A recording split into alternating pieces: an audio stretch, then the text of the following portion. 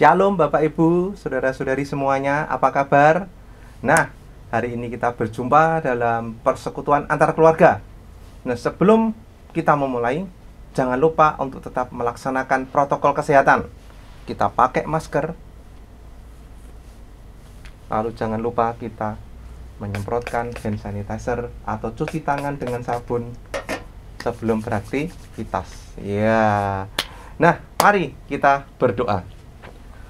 Terima kasih Tuhan, kami akan merenungkan firman Tuhan pada saat ini di persekutuan antar keluarga gereja kami. Bimbinglah kami supaya kami bisa mempelajari dan menemukan berkat dari firman Tuhan yang kami baca pada saat ini. Terima kasih Tuhan, bimbing kami, dan di dalam nama Tuhan Yesus kami berdoa. Amin. Nah, renungan pada saat ini judulnya Milikilah sahabat dan saudara seiman. Milikilah sahabat dan saudara seiman. Nah, Tuhan seringkali memberikan pertolongan melalui sahabat dan saudara seiman yang ada dalam hidup kita. Itulah pentingnya kita memiliki orang-orang yang luar biasa seperti ini. Nah, kita akan baca bagaimana pentingnya sahabat dan saudara-saudara seiman dalam hidup kita. Di Markus pasal 2 ayat 1-5. Markus pasal 2 ayat 1-5. Kemudian sesudah lewat beberapa hari, Yesus datang lagi ke Kapernaum. Tersiarlah kabar bahwa ia ada di rumah. Maka datanglah orang-orang berkerumun sehingga tidak ada lagi tempat, bahkan di muka pintu pun tidak. Sementara ia memberitakan firman kepada mereka. Ada orang datang membawanya seorang lumpuh digotong oleh 4 orang. Tetapi mereka tidak dapat membawanya kepadanya karena orang banyak itu. Lalu mereka membuka atap yang di atasnya. Sesudah terbuka, mereka menurunkan tilam tempat orang lumpuh itu terbaring. Ketika Yesus melihat iman mereka, berkatalah ia kepada orang lumpuh itu, "Hai anakku, dosamu sudah diampuni." Luar biasa. Tuhan melihat iman mereka, 4 orang yang menggotong orang lumpuh ini. Tuhan tergerak hatinya melihat iman dari sahabat-sahabat orang lumpuh ini. Nah, sahabat dan saudara seiman yang baik adalah sahabat dan saudara seiman yang muncul di dalam masa-masa duka. Sahabat yang muncul di masa-masa sulit. Nah, seorang sahabat tidak nampak dari jumlah kontak di dalam handphonemu. Enggak. Ada orang mengatakan, "Pak, saya punya 2000 kontak di nomor handphone saya." Tapi saya yakin mungkin sahabatmu tidak lebih dari 5 orang. Betul enggak Bapak Ibu, saudara-saudara? Engkau bisa mengatakan jumlah followermu di Instagram, di Facebook, dan di media sosial lainnya itu ribuan. Tapi jumlah sahabatmu pasti tidak lebih dari 5 orang. Bisa jadi tidak lebih dari 3 orang. Seorang sahabat sejati adalah seorang yang selalu muncul, ya, dan mereka akan selalu memberikan dukungan di saat-saat sulit. Mereka akan menyediakan waktunya untuk kita. Mereka akan mendoakan kita. Mereka akan selalu mengingat kita. Mereka akan selalu memberikan pertolongan yang bisa mereka lakukan. Tidak harus selalu berupa uang. Tidak. Kadang mereka memberikan perhatian mereka. Mereka memberikan waktu mereka. Mereka membagikan dirimu di dalam doa-doa keluarga. Itulah yang luar biasa. Nah, tidak boleh kita ini sendiri di dalam hidup ini. Kita butuh sahabat. Kita butuh saudara-saudara seiman. Ketika engkau sendirian, engkau akan lemah. Engkau tidak bisa berbuat apa-apa. Di sini jelas dikatakan 4 orang itu melakukan tindakan yang luar biasa. Mereka bisa dikatakan nekat karena apa? Membongkar atap rumah.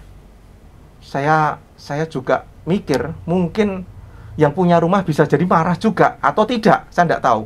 Tetapi membongkar atap rumah itu jelas menimbulkan kerusakan. Tetapi karena cintanya mereka yang luar biasa kepada orang lumpuh ini, mereka akhirnya melakukan tindakan yang nekat tersebut. Dan Tuhan melihat iman mereka. Nah, ada kasus yang berbeda di kolam Bethesda. ada kasus yang berbeda di kolam Bethesda. Nah, di situ ada seorang yang sudah 38 tahun lamanya sakit. Lalu Tuhan melihat dia. Tuhan berkata, maukah engkau sembuh? Tapi apa jawabnya? Jawabnya ini menunjukkan rasa frustasi dia. Jawabnya ini menunjukkan kesedihan di dalam hatinya. Inilah jawabnya. Jawab orang sakit itu kepadanya, Tuhan, tidak ada orang yang menurunkan aku ke dalam kolam itu apabila airnya mulai goncang, dan sementara aku menuju ke kolam itu, orang lain sudah turun mendahului aku. Tuhan, tidak ada orang, tidak ada orang yang menurunkan aku ke dalam kolam. Dia sendirian. Sendirian berapa tahun? 38 tahun dia sendirian. Saya yakin di sekitar kolam Bethesda itu banyak orang yang sedang menantikan mujizat Tuhan. Tetapi tidak ada satupun orang yang mendampingi orang sakit ini. 38 tahun itu bukan waktu yang pendek, waktu yang sangat lama. Bahkan saya katakan, mungkin orang ini sudah frustasi, sehingga Tuhan mengatakan, maukah engkau sembuh? Ini pertanyaan yang retoris dan aneh sebenarnya. Karena mengatakan, maukah engkau sembuh? Karena Tuhan tahu bahwa orang ini mungkin sudah frustasi. Orang ini sudah sedih karena 38 tahun menanti dan tidak ada orang. Oleh karena itu, kita mesti memiliki saudara seiman. Kita mesti memiliki sahabat-sahabat seiman. Sahabat-sahabat yang mendukung diri kita di dalam masa-masa sulit. Hidup tidaklah selalu lurus. Hidup tidaklah selalu lancar-lancar saja. Akan ada masa di mana Tuhan mengizinkan sesuatu yang berat terjadi dalam hidup kita. Tetapi kita akan mendapatkan pertolongan Tuhan melalui orang-orang yang mengasihi kita. Bapak Ibu, milikilah saudara seiman. Milikilah sahabat-sahabat yang luar biasa. Tetapi itu tidak cukup. Karena diri kita juga harus menjadi sahabat dan saudara seiman bagi orang lain, ya. Bagi orang lain yang membutuhkan. Kita membutuhkan sahabat dan saudara seiman, tapi kita juga mesti menjadi sahabat dan saudara seiman bagi orang lain yang membutuhkan kita. Nah, Amsal 17 ayat 17 ya. Amsal 17 ayat 17. Seorang sahabat menaruh kasih setiap waktu dan menjadi saudara dalam kesukaran. Amsal 17 ayat 17. Seorang sahabat menaruh kasih setiap waktu dan menjadi saudara dalam kesukaran. Mari Bapak Ibu, kita akan berdoa untuk mengakhiri persekutuan antar keluarga pada hari ini. Terima kasih Tuhan, kami bersyukur untuk kasih-Mu kepada kami. Kami bersyukur untuk sahabat-sahabat dan saudara-saudara seiman yang hadir dalam kehidupan kami ini. Karena Engkau telah memakai mereka menjadi saluran berkat dan menjadi sarana untuk menolong kami di dalam masa-masa sulit. Kini kami juga berdoa, kiranya Engkau juga menjadikan kami sahabat-sahabat dan saudara-saudara seiman yang luar biasa, yang siap berbagi waktu, siap berbagi pertolongan kepada saudara-saudara kami yang membutuhkan. Kiranya kehidupan kami menjadi kesaksian yang indah bagi banyak orang dan nama Tuhan dipermuliakan.